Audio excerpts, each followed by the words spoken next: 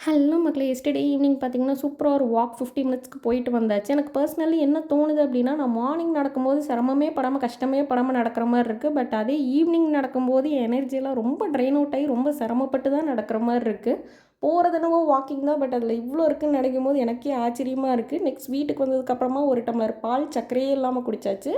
முருங்கைக்கீரை சூப் வைக்கணும் அப்படின்ட்டுன்னு தோணுச்சு. அதுக்கு ஒரு 4 கைப்பிடி அளவுக்கு முருங்கைக்கீரைய வாஷ் பண்ணி எடுத்துட்டு, ஒரு 5, 6 பல்லு பூண்டு, 1 கைப்பிடி அளவுக்கு சின்ன வெங்காயம், 1 ஸ்பூன் சீரகம், 1 ஸ்பூன் மிளகு, 2 டம்ளர் தண்ணி, கொஞ்சோண்டு சால்ட் தூவி ப்ரெஷர் குக் பண்ணிர்றேன். இத பாத்திரத்தில கூட வைக்கலாம். ஆனா, எனக்கு இத பாத்திரத்தில எப்படி வைக்கணுன்ற ஐடியா இல்ல. ஸோ, அதனால 5 விசிலுக்கு ப்ரெஷர் குக் பண்ணிர்றேன். இந்த முருங்கைக்கீரை சூப் பார்த்திங்கன்னா, நம்மளோட பிளட் சர்க்குலேஷனுக்கும் சரி, பிளட்டோட பியூரிஃபிகேஷனுக்கும் சரி ரொம்பவே ஹெல்ப் பண்ணுது. இத ஒரு 2 ஹார்ஸ் நல்லா ஆற வச்சுட்டு, எசன்ஸ் எல்லாம் இறங்குனதுக்கப்புறமா மசிச்சுட்டு, வடிகட்டி குடிச்சா சூப்பரா இருக்கும். நம்மளோட ஹெல்த்துக்கும் ரொம்பவே நல்லது. வீக்லி ஒன்ஸ் தாராளமா குடிக்கலாம் கைஸ்.